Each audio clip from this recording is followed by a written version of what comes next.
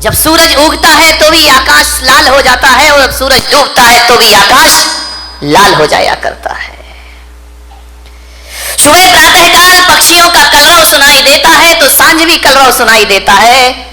फर्क कितना होता है कि सुबह की लाली उठाने का काम करती है और शाम की लाली सुलाने का काम किया करती है। और सुबह के पक्षियों का कलरव जो हुआ करता है वह घोंसलों को छोड़कर बाहर निकलने का होता है, और शाम का जो कलरव होता है वह घर वापस लौटने का कलरव होता है। ध्यान रखें, सुबह सुबह पक्षी चहचहाते हैं, कलरव करते हैं, आकाश में पंख फैलाते हैं।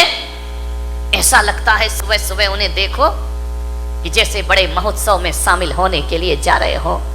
पक्षियों के जीवन में कितना आनंद है, कितना संगीत है। पक्षियों के जीवन में प्रातःकाल इतना आनंद हुआ करता है, घोंसले से देखता है आकाश में सूरज आया, उषा काल में पंख फैलाकर आकाश में उड़ जाया करता है, मुक्त आकाश का आनंद लिया करता है। कभी देखना जब हवा का झोंका आता है तो एक वृक्ष कितनी मस्ती में झूमा करता है, कितने आनंद में आनंदित हुआ करता है। देखना कभी जिंदगी में विचार करना, नारियल का पेड़ अपनी मस्ती में झूमा करता है और गुलाब का पौधा अपनी मस्ती में जो कितना आनंद है इन वृक्षों में, इन पेड़ पौधों में। कभी देखना पहाड़ से गिरते हुए झरने को, उसके पानी में संगीत है, एक गीत है, एक सुर है, बड़े संगीत के साथ पानी झरना बनकर के धरती पर गिरा करता है। बड़ा आनंद है। कल कल निनाद करती नदी को देखना, कितना आनंद है उस नदी में, अपनी मस्ती में रहती है, अपनी मौज में रहा करती है। चिड़िया आनंदित है, पशु पक्षी आनंदित है। एक गाय का बछड़ा जब दौड़ करके रंभाता हुआ मां के पास आता है, इतना आनंद उस बछड़े में हुआ करता है। मान्यवर, मैं आपसे निवेदन करने जा रहा हूं कि पेड़ पौधे आनंदित है, नदी आनंदित है, तालाब आनंदित है, झरने आनंदित है। कितना आनंद है इस संसार में, सुखी सुख है मेरे भाई। विचार करिए आप, प्रकृति का कण कण आनंद में जी रहा है। आसमान आनंदित है, जब रात होती है ना तो हजारों सितारों को आसमान लेकर धरती पर अपना सौंदर्य का रूप दिखाया करता है। आकाश में चंद्रमा चमका करता है। ध्यान रखिए, ज्यों-ज्यों रात गहरी होती है आकाश का सौंदर्य बढ़ते चला जाता है, बढ़ते चला जाता है। आकाश आनंदित है, धरती आनंदित है, नदियां आनंदित है, पेड़ पौधे आनंद में जी रहे हैं, पशु पक्षियों के जीवन में आनंद है। अफसोस है आदमी के चेहरे पर आनंद दिखाई नहीं दिया। आदमी क्यों निराश है, आदमी क्यों उदास है, आदमी को ऐसा क्या हो गया है? एक चींटी भी जीना चाहती है, एक नासमझ जानवर भी जीना चाहता है, पर आदमी को क्या हो गया? ये मरने के षड्यंत्र रचा करता है, ये मरने की तैयारी किया करता है। आज तक किसी जानवर के मुख से ना सुना होगा कि हे भगवान हमें उठा ले, लेकिन आदमी के मुख से तो कई बार सुना है कि अब इस जिंदगी को जिया नहीं जाता, हे भगवान मुझे इस जीवन से उठा ले, इस जीवन से मुक्ति दे दे। क्या घट जाता है हमारे जीवन में ऐसा? आदमी मृत्यु के षड्यंत्र क्यों रचता है? ये आदमी अपनी ही हत्या करने के लिए तैयार क्यों है? मान्यवर, अपने ही जीवन से लाचार हो गया ये इंसान, अपने आप का दुश्मन बन गया। अभी तो ये सुना था कि दूसरे दुश्मन हुआ करते हैं, हम ही अपनी जिंदगी के दुश्मन खुद बनकर के तैयार हो गए हैं। अपने जीवन से अपने आप को खतरा हो गया। कभी आपने सुना किसी भैंस ने आत्महत्या की हो? सुना? कभी विचार किया है? कभी आपको अखबार में पढ़ने को मिला है कि आज एक भैंस ने गुस्से में आके आत्महत्या कर ली है? कोई जानवर आत्महत्या नहीं करता है। किसी भी जानवर को समय से पहले मौत को बुलाते हुए आपने ना देखा होगा। कोई देवता समय से पहले मरने का नहीं सोचा करते हैं। नार की सोच भी ले तो मर नहीं सकते हैं। आदमी को क्या हो जाता है? ये क्यों जीवन से हार गया? थोड़ी सी प्रतिकूलताएं आई और आदमी जिंदगी से हार जाता है। नहीं मेरे भाई, समस्याएं किसके जीवन में नहीं होती है? राम के जीवन में समस्या थी, महावीर के जीवन में समस्या थी, कृष्ण के जीवन में समस्याएं थी, जीसस के जीवन में समस्याएं थी, आचार्य शांति सागर के जीवन में समस्याएं थी, आचार्य कुंद के जीवन में समस्याएं थी। समस्याएं किसके जीवन में नहीं होती है? ऐसा कोई है? समस्याओं से रहित जीवन नहीं होता, ध्यान रखिए। और हकीकत में देखा जाए तो समस्याओं का नाम ही जिंदगी हुआ करता है। आसानी से जिंदगी मिल जाए तो जीने का मजा खत्म हो जाएगा। एक बात बताइए, यदि समस्याएं नहीं हो तो फिर जीने का मजा क्या है? जिंदगी जिंदा दिली का नाम है, मुर्दा दिल क्या खाक जिया करते हैं। ध्यान रखिए, जिंदा दिल बनिए। मान्यवर, दुख इस बात का नहीं है कि आदमी मर जाता है, दुख तो इस बात का है कि जिंदा रहकर भी आदमी जिंदा नहीं रह पाता है। वह मरा मरा सा जीवन जीता है, वह मरे हुए सी जिंदगी जिया करता है। विश्वास पैदा करो अपने आप पर, जिंदगी से हार मत मानिए। जिंदगी मिली है, मालूम है ये मानव का तन मिला है, शास्त्रों में कहा है, ग्रंथों में कहा है 84 लाख शरीर छोड़े हैं तब जाकर ये मानव का शरीर तुमको प्राप्त हुआ है। 84 लाख योनियों में हमारा जन्म हुआ है। कितने जन्म हम नाली के कीड़े बने होंगे, कितने जन्म पक्षी बने होंगे, कितने जन्म हम कीचड़ में कीड़ों की तरह रेंगे होंगे। हर जन्म में हमने प्रार्थना की होगी ईश्वर से कि हे ईश्वर एक बार मुझे मनुष्य का चोला प्रदान कर दे, हे ईश्वर एक बार मुझे मनुष्य का तन प्रदान कर दे। इसलिए आत्महत्या करने के लिए नहीं, जिंदगी की अंतिम सांस को पूरी ईमानदारी से जीने का प्रयास करिए। अंतिम सांस भी पूरी जिंदा दिली के साथ जिएंगे। क्यों हार जाता है आदमी? जैसा विचार करिए, सोचना। ऐसे ही नहीं मिल गया मनुष्य का जीवन, बहुत मेहनत की है इसके लिए। मनुष्य का जीवन मिला, ऊंचा कुल मिला, अच्छी खानदान मिली, दिमाग मिला, बुद्धि मिला, शरीर मिला, फिर भी इस जिंदगी से हाथ धोते हो आप। अब तो घबरा के कहते हैं कि मर जाएंगे, अब तो घबरा के कहते हैं कि मर जाएंगे। और मरकर भी घबरा गए तो फिर बताओ अब किधर जाएंगे? दूसरा हमारे पास कोई रास्ता है नहीं। जिंदगी मिली है, अच्छे से जियो, तरीके से जियो, सलीके से जियो। बहुत कम जीवन मिला है, इसे उदासियों में मत गुजारिए।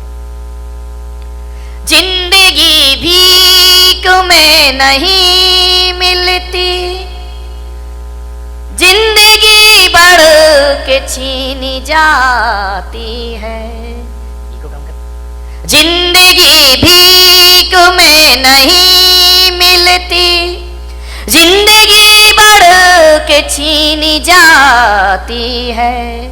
अपना हक संग दिल जमाने से छीन पाओ तो कोई बात बने।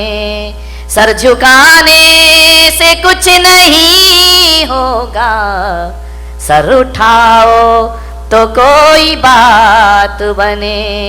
पोंछ कर अश्क अपनी आंखों के, मुस्कुराओ तो कोई बात बने। मुस्कुराओ तो कोई बात बने। उदास मत जियो, जिंदगी को पूरे आनंद के साथ जीने का प्रयास करें। विपत्तियां, संकट, दुख किसके जीवन में नहीं आते? सबके जीवन में आते हैं। मुश्किलें आती हैं, परेशानियां आती हैं, विपरीत वातावरण बनता है, लेकिन जीने की आस मत छोड़िए। जलजले आते हैं, तूफान आते हैं, उड़ीसा में चक्रवात आता है, गुजरात में भूकंप आता है, हजारों लोग बेघरबार हो जाया करते हैं। लेकिन एक बात ध्यान रखो बारामती वालों, इतने बड़े भीषण आंधी तूफान के बाद, भूकंप के बाद भी जो आदमी जिंदा रहता है वो अपना उजड़ा हुआ आशियाना फिर से बना लिया करता है, वो अपना घर फिर से निर्माण कर लेता। क्या हुआ? जिंदगी कितनी बार छीनेगी, फिर बना सकते हैं। अगर हौसले बुलंद हो तो आंधियों में चिराग जला करते हैं। आज समस्या है बहुत बड़ी, आदमी अपने जीवन का दुश्मन हो गया है, अपनी ही जिंदगी का दुश्मन हो गया है इंसान।